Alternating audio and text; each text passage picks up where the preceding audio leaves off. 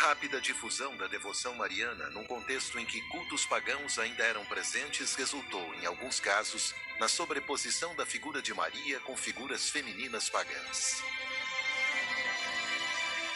O cristianismo, nos primeiros séculos, levou em consideração os cultos que eram realizados em uma certa área e decidiu corretamente tentar transformar esses cultos no culto mariano, utilizando até mesmo lugares que eram significativos para as populações que realizavam esses cultos, principalmente ligados à água e às grutas. O catolicismo é inclusivo.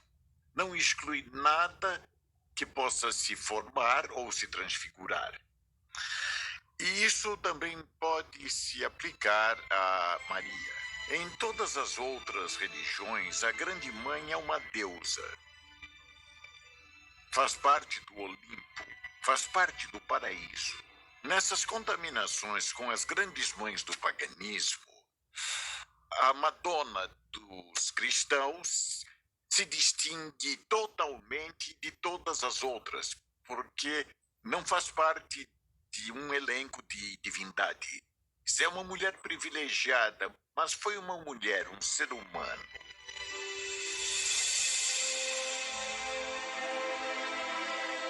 Assim nasce a Mariologia, ramo da teologia cristã que estuda a Mãe de Jesus. A distância entre Maria e as divindades pagãs foi cada vez mais reforçada, destacando, entre outras coisas, sua natureza humana e não divina.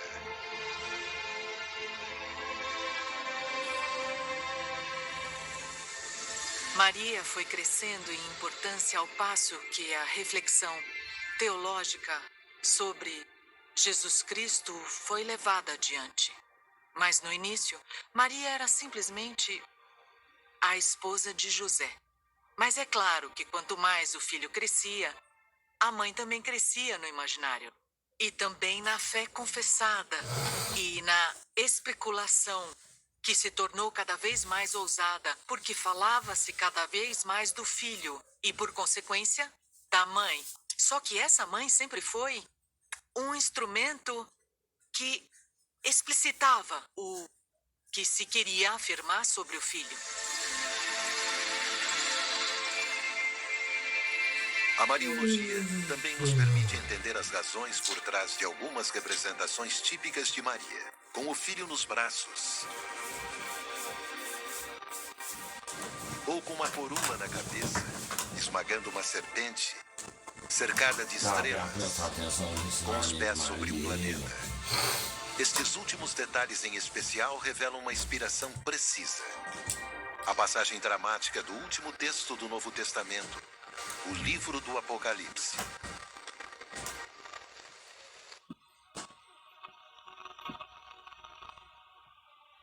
E no céu aparece um sinal grandioso, uma mulher vestida de sol, com a lua sob seus pés. Na cabeça, uma coroa de 12 estrelas. Estava grávida e gritava, sentindo as dores do trabalho de parto.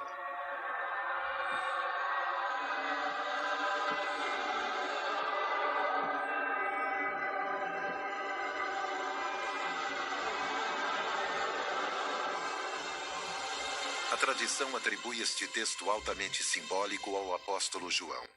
A mesma tradição, que teve grande influência na arte, também nos levou a crer que a mulher vestida de sol fosse a própria Maria, mesmo estando transfigurada em um símbolo da igreja.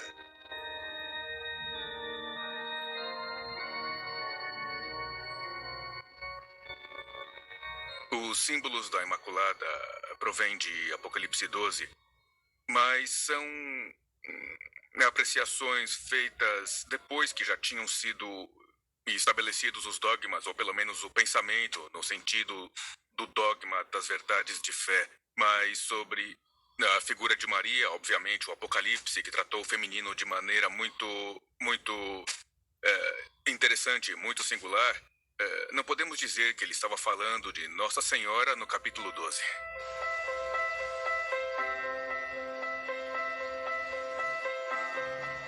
Maria de Nazaré continua a inspirar as pessoas pelo mundo. Por toda parte, os santuários dedicados a ela atraem milhões de peregrinos, criando um fenômeno surpreendente.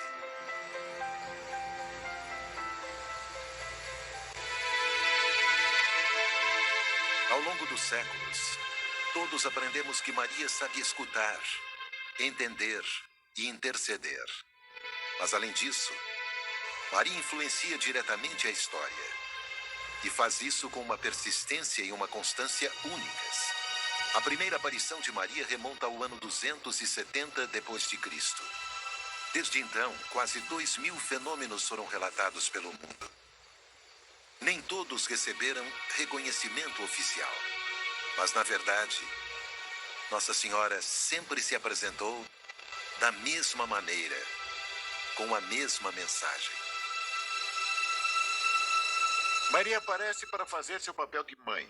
Aparece justo nos momentos decisivos, não para fazer novas revelações, porque se aparecesse uma Madonna e nos dissesse coisas que não estão nos evangelhos ou nas tradições cristãs, certamente não seria ela. Mas ela vem para nos lembrar que existe um Deus, um Jesus Cristo, que ela existe. E para nos lembrar que, levando a sério o evangelho, podemos superar qualquer dificuldade.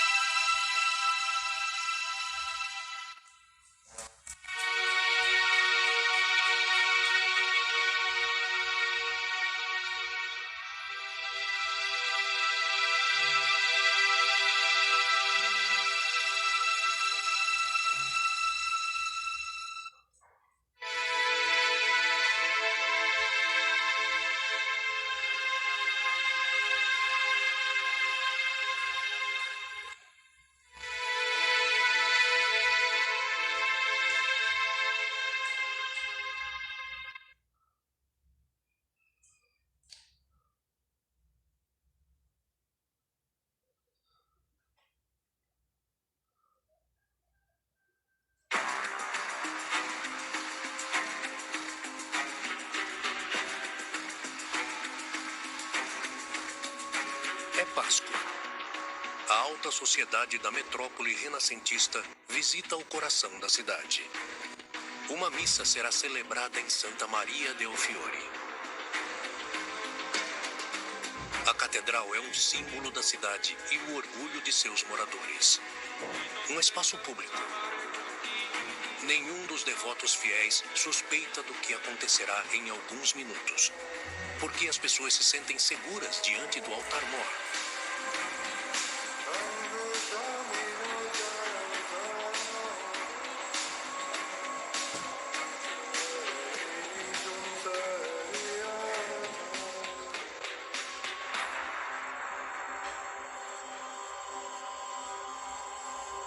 Giuliano tinha 24 anos quando foi brutalmente assassinado.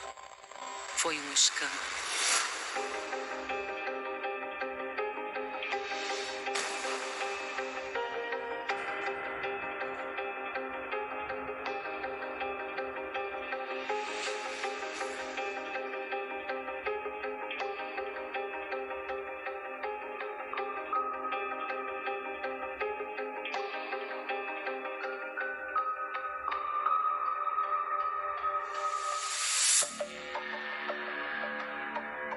Florença, o berço do Renascimento.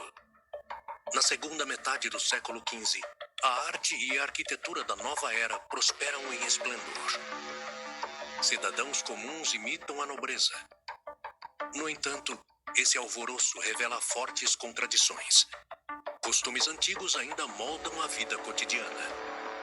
Os tribunais são caracterizados pela arbitrariedade e a justiça vigilante é uma prática comum. Alianças políticas, intrigas e traições moldam a vida dos ricos e poderosos. Foi nesse ambiente aquecido que Giuliano e seu irmão Lorenzo, o Magnífico, foram atacados. Marcello Simonetta conhece muito bem os relatórios. Na cena do crime, ele reconstrói o curso do assassinato. Na manhã do dia 26 de abril de 1478, Giuliano deveria assistir à missa, mas não se sentia bem. Então, Francesco Di Pazzi e Bernardo Bandini, esses supostos amigos, o pegaram na frente da sua casa, o acompanharam lentamente até a igreja.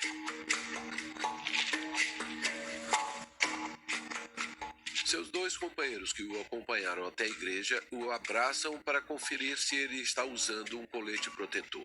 Um ato traiçoeiro.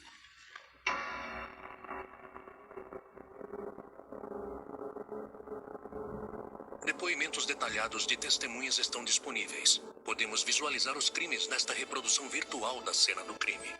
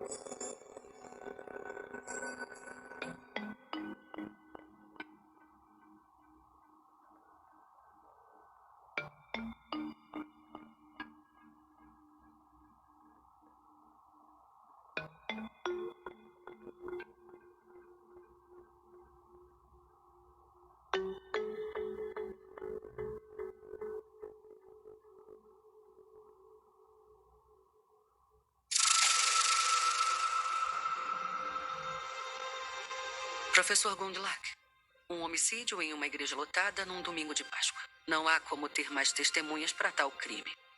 É um caso claro para nós? Sim, à primeira vista é um caso claro. Aparentemente toda Florença assistiu enquanto um deles foi morto. Mas a ação em si não explica a possível motivação. Então precisamos de um motivo.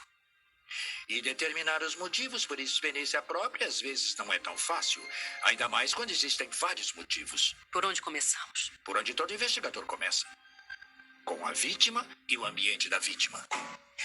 Em 1947, os restos mortais de Giuliano foram exumados. Hoje, a historiadora médica Donatella Lippi lidera pesquisas sobre a vida e a morte dos Médici. Ela examinou cuidadosamente as lesões de Giuliano. Seus laudos médicos podem reconstruir os últimos minutos de sua vida.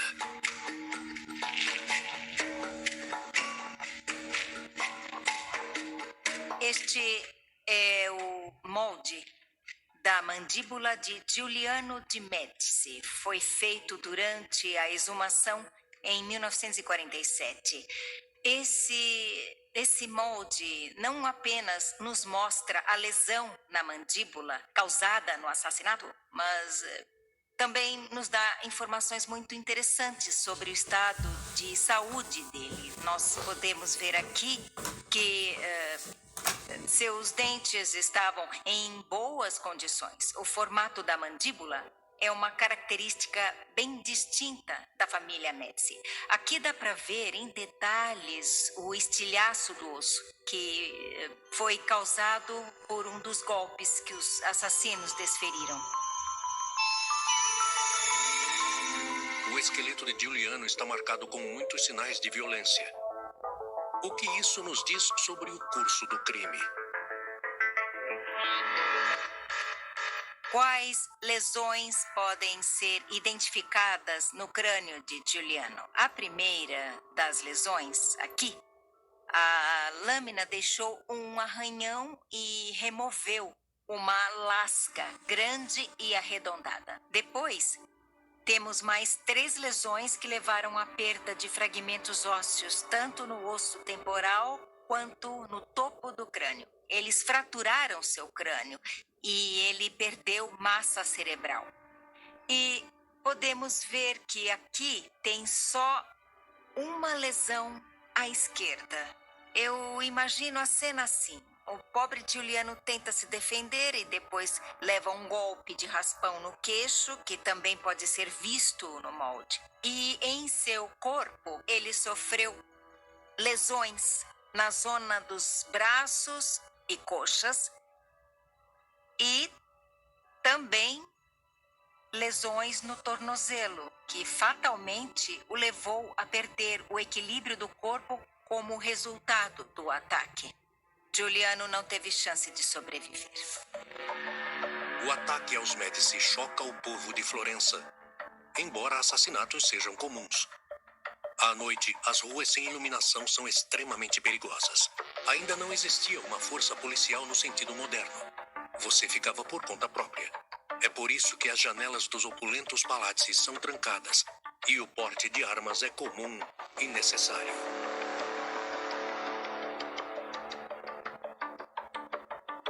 Giuliano foi perfurado 19 vezes.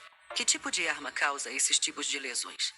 Muitas pessoas andavam com facas ou espadas na época, como marca de seu status. Então, muitas pessoas estariam carregando uma adaga, talvez desse tipo. Como dá para ver, é uma arma bem perigosa, com mais de 20 centímetros de comprimento, com corte dos dois lados. Quer segurá-la? Sim, por favor. É bem pesada. Essa é uma bela obra de arte. Poderia, por favor, demonstrar como se usa? Certo, existem vários modos diferentes de esfaquear com essa arma. Vamos tentar nesse cavalheiro.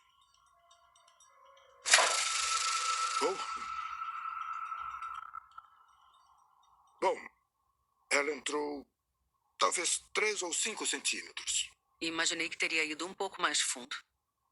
Sim, também imaginei. Mas nesse caso, o cavalheiro tomou a precaução de usar um gambson, uma jaqueta acolchoada, por baixo da camisa. Então não usei força suficiente para enterrá-la até o fim. E usar esse tipo de coisas também era bastante normal na época. Principalmente se você pertencia a uma família importante e temia ser assassinado. Ou seja, o Giuliano não estava usando isso. Antes de ir à igreja, seus falsos amigos verificaram se Giuliano estava usando o colete de proteção como costumava fazer. Os assassinos exploraram maliciosamente sua ingenuidade. Por que os irmãos se sentiram seguros na catedral e não usaram colete? Talvez considerassem um assassinato em frente ao altar um sacrilégio? Lorenzo tem mais sorte do que tem juízo, como diria Maquiavel. Lorenzo está ferido. Seus amigos decidem protegê-lo, pois ele tem que continuar andando. E ele anda lentamente, e então consegue chegar e entrar pela porta da sacristia. Ele entra e se tranca lá dentro. Seus amigos ficam muito preocupados com sua lesão superficial, e um deles até começa a sugar a ferida. Ele faz isso porque teme que a adaga tenha sido envenenada.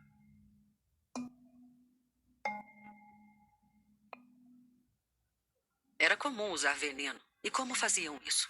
Não era comum envenenar lâminas, mas certamente era feito. Uma das plantas usadas era o acônito ou mata-lobos. Vou mostrar como era feito. Então, moemos a raiz e fazemos um pó. Colocamos um pouco do pó nesse recipiente. Agora, pouco de água e então mergulhamos a lâmina na água envenenada.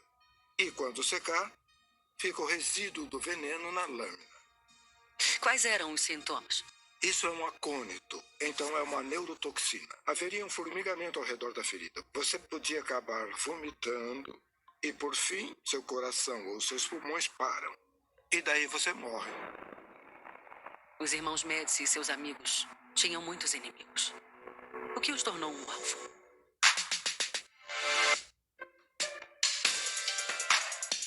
Sérgio sempre quis ir para a Lua.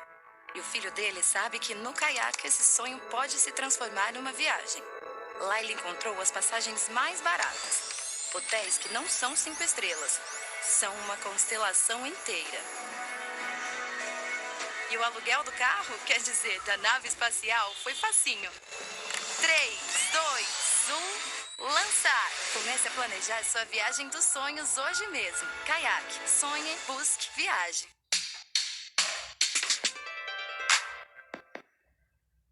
Sente que precisa cortar algo? Sim. apresentamos a série de placas Lifetime Movies Starblade. Cortes rápidos, precisos e firmes. O seu modelo é emocionante. Ele me prometeu. Vinganças pendentes? Você não devia ter falado com a Melissa. Cobrar alguma dívida? 300 mil. 9 entre 10 especialistas recomendam.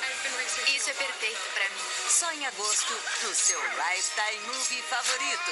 No Lifetime. No próximo episódio, que tal um almoço rápido, nutritivo e leve? Você já ouviu falar de um submarino? E para a sobremesa, aquele donut com várias opções de sabores. A origem provável do donut nos Estados Unidos foi na colônia holandesa de Nova York. Uma breve história de amanhã, às 10 da noite, no History 2.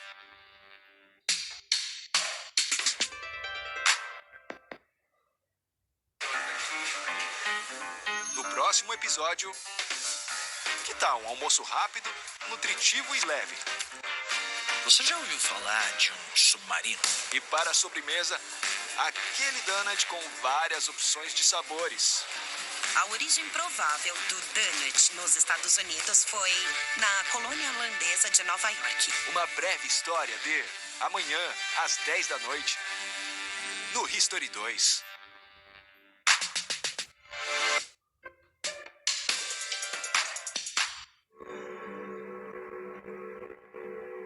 A ascensão social dos Médici em Florença foi impressionante. O fato de uma família de comerciantes subir aos mais altos escalões do poder não passa despercebido em Florença.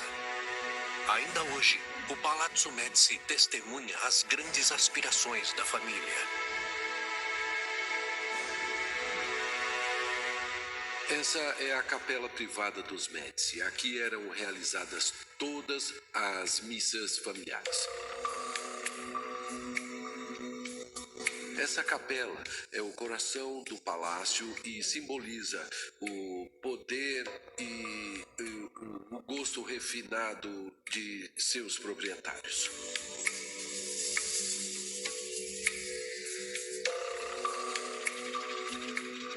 Todos os membros da dinastia são retratados aqui, começando pelo pai de Lorenzo, Piero, paciente com gota, seu avô Cosimo, o velho, e depois, na segunda fileira, Lorenzo e Giuliano.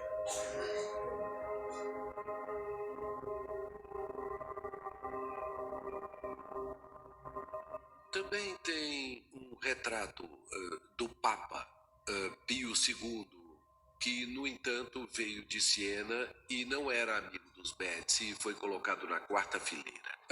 O fato de os Médici ousarem colocar o Papa na quarta fileira nos mostra de uma forma bem clara o poder e a arrogância deles. O Papa como um apoiador secreto por trás dos poderosos Médici. Com um simbolismo como esse, a família atrai suspeitas. Lorenzo é muito respeitado, mas não é necessariamente muito amado. Nenhum membro da família Médici ocupou um cargo de Estado na República de Florença oficialmente. Todos eles se escondiam atrás de uma névoa de poder e agiam como os lobistas de hoje. Influenciavam as eleições e exerciam controle sobre os políticos e suas decisões, mas sem precisar mostrar os seus rostos.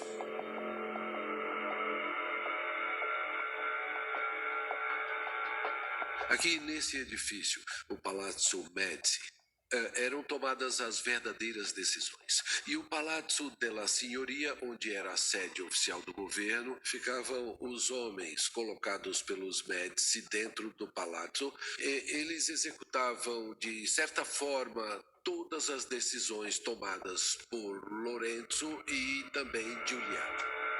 Os Médici têm uma boa reputação entre as pessoas comuns. Com seu sucesso, sua reputação em Florença cresce.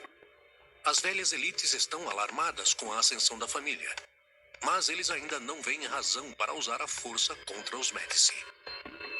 Quais circunstâncias ainda temos que levar em conta para reconstruir o que aconteceu? O curso do crime é indiscutível. A evidência existente coincide com o depoimento das testemunhas. O que ainda não está claro é: os criminosos agiram por conta própria, com interesses diferentes ou com interesse comum? Foram contratados? Quem está por trás do ato? Quem se beneficiará com o crime? Cui bono? A quem isso beneficia? Precisamos investigar isso agora. Se existem motivos políticos por trás do ataque, então a escolha da cena do crime aparece sob uma nova luz. A catedral era o centro da ordem social em Florença. Todos que se destacavam se encontravam aqui para a missa. Em frente e ao lado do altar, assentos exclusivos são reservados para as pessoas mais poderosas e influentes da cidade. Foi aqui que Giuliano e Lorenzo foram atacados por membros da alta sociedade. Francesco de Pazzi é banqueiro e sobrinho de Jacopo de Pazzi, chefe do influente clã Pazzi. Bernardo Bandini, um funcionário importante dos Pazzi. Antônio Maffei da Volterra é o notário papal. E Stefano da Bagnoni é o capelão local dos Pazzi. 2 banqueiros e 2 clérigos atacam a elite da cidade. Que tipo de motivo comum essas pessoas poderiam ter?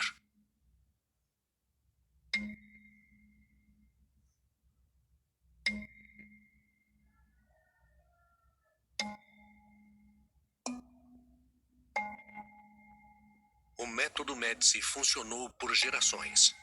Exercer o poder nos bastidores e parecer humilde em público. Vejamos as diferenças entre as personalidades de Lorenzo, o Magnífico, e seu avô Cosimo, porque essa diferença na essência de suas personalidades podem nos explicar muito. Cosimo trouxe riqueza e poder para a família, mas sempre insistiu que os membros da família parecessem humildes, mesmo sendo pessoas de grande notoriedade na sociedade. Eles podiam ser ricos e influentes também, mas deviam estar sempre com os pés no chão. Mas quando Lorenzo se torna chefe da família, ele muda completamente o legado de seu avô. A imagem da família muda. Lorenzo se vê como parte da elite do poder italiano e europeu. Como todos os poderosos, Lorenzo costumeiramente gostava de ser retratado junto aos populares. O retrato teve uma importância particular no período renascentista. É um símbolo de status. A geração jovem quer demonstrar poder e riqueza.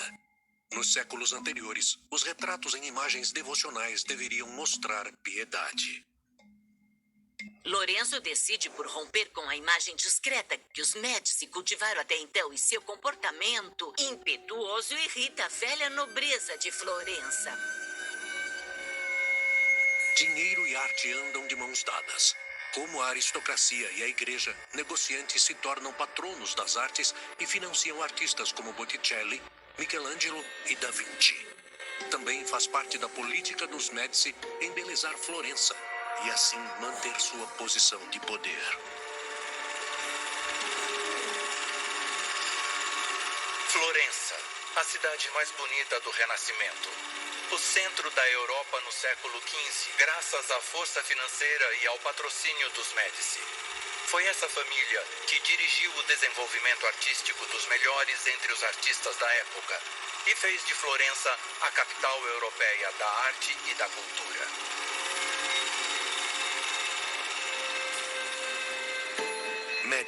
Médici e novamente Médici. Hoje quase dá para pensar que a família construiu a cidade sozinha. Lorenzo apareceu em público como uma superestrela. E isso cria inveja nas pessoas. O número 2 em Florença chamava-se Pazzi. E o sobrinho do chefe do clã Pazzi era o assassino da catedral, Francesco de Pazzi. Ele perfurou Giuliano várias vezes. Quem eram esses Pazzi? A família cometeu o assassinato para tomar o poder?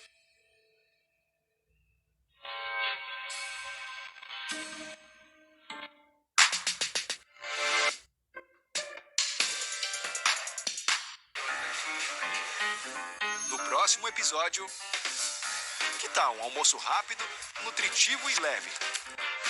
Você já ouviu falar de um submarino? E para a sobremesa, aquele donut com várias opções de sabores. A origem provável do donut nos Estados Unidos foi na colônia holandesa de Nova York. Uma breve história de amanhã, às 10 da noite, no History 2.